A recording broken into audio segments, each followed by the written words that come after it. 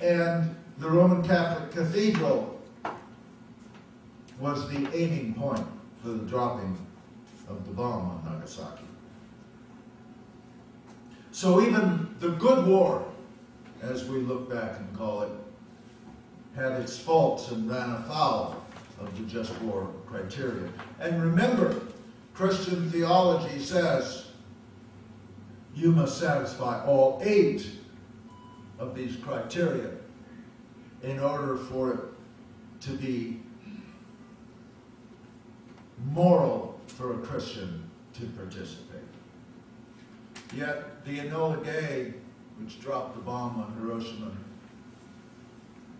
the B-29 that dropped the bomb on Nagasaki, these were sent on their way with Christian crews blessed by a Roman Catholic chaplain, who later, in retrospect, regretted his actions and turned into a fierce anti-war activist of Izraelka.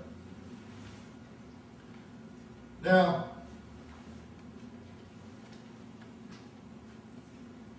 if the 8 just war criteria were honestly applied by governments, there wouldn't be any wars.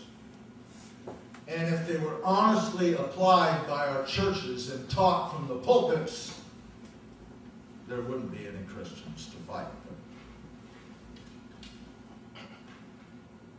I have, in my long article, a lot of interesting commentary on this whole subject of theology and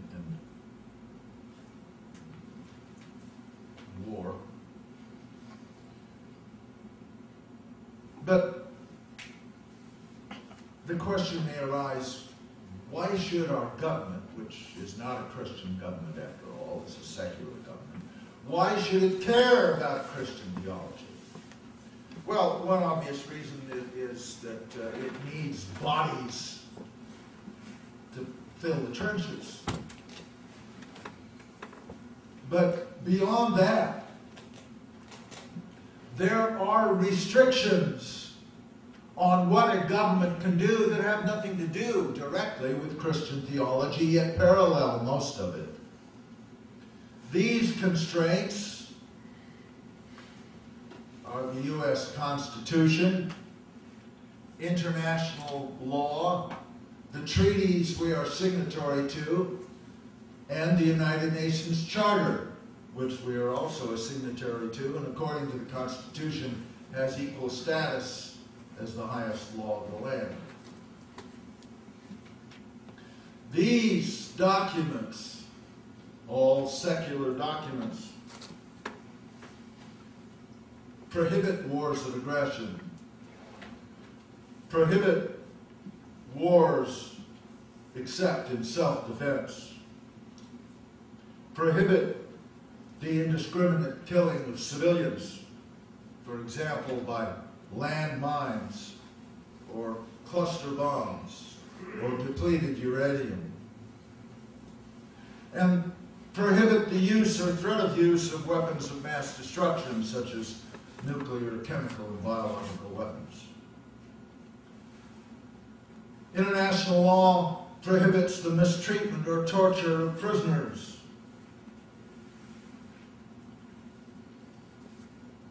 Since World War II, since 1941, there has never been a declaration of war by the U.S. Congress. And yet, since that time, we have bombed, invaded, and otherwise gone to war against China, Korea, China again, Guatemala, Indonesia, Cuba, Guatemala again, Congo, Peru, Laos, Vietnam, Cambodia, Guatemala again, Libya, Grenada, El Salvador, Nicaragua again, Panama, Iraq, Sudan, Afghanistan, Yugoslavia, and of course Iraq again, and Afghanistan still. Coleman McCarthy asked the following questions about this list. In how many of these countries did a democratic government respectful of human rights occur as a direct result of the U.S. killing spree? And the answer is none. Zip, nada, zero, goose egg. I could ask some additional questions about the same list of nations we have gone to war against. How many had attacked the United States? How many posed even a credible threat to attack the United States? In how many of these cases were even one or two of the just war criteria satisfied? And how many of these military adventures benefited the American people as a whole? And again, the answer in every case is none. Zip, nada, goose egg.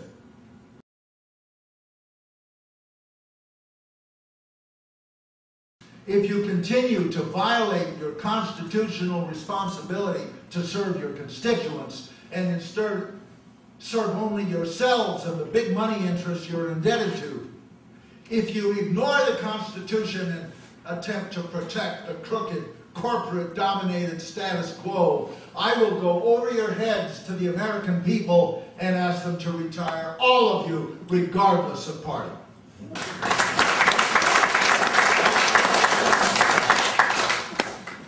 In order to restore some semblance of our republic, we must give the people real choices, not false ones. And we must have an informed electorate, not a brainwashed electorate. This means electoral reform and media reform. The constitutional principle of one person, one vote means that any means of voting which does not produce a paper ballot that can be counted, recounted, and audited as necessary is unconstitutional. I ask Congress and the states to return to paper ballots and institute full public financing of elections, proportional representation, preference voting, abolition of burdensome petition requirements on independents and third parties, and so working people can actually vote, making Election Day a federal holiday. Now, many of these changes are designed to empower third parties. You see, there is nothing democratic about a two-party system when both parties are owned at the highest level by the same powerful interests. I also asked Congress to quickly pass a constitutional amendment restoring the original meaning of this document. The amendment says, corporations and other fictitious entities are not persons under this Constitution and shall have none of the rights and privileges. Power violate the Constitution in their oath of office. The evidence of their guilt is absolutely overwhelming. See, when I took the oath of office just now, I promised to protect and defend the Constitution of the United States against all enemies, foreign and domestic. And that includes a renegade president and vice president. Now, if I or any member of my administration ever gives the kind of illegal orders that we have seen recently, I expect the military to refuse those orders and to take action against us. Your duty to the Constitution far exceeds any perceived loyalty to any person. Those of you in the military and law enforcement must never follow orders to participate in wars of aggression, and must never follow orders to disarm, arrest, or incarcerate your fellow citizens who are exercising their constitutional rights of dissent. Those attempting to take away our rights have cited the phony War on Terror and the attack on 9/11/2001 to justify their actions. But there is evidence of a massive cover-up with respect to 9/11 itself. The official 9/11 report, tightly controlled by the Bush White House, amounts to little but a whitewash. When combined with the confiscation of videotapes, audio tapes, black boxes, and other evidence by the FBI, it's clear that regardless of who was responsible for 9/11, the subsequent cover-up was itself a conspiracy involving elements of the White House and the intelligence establishment.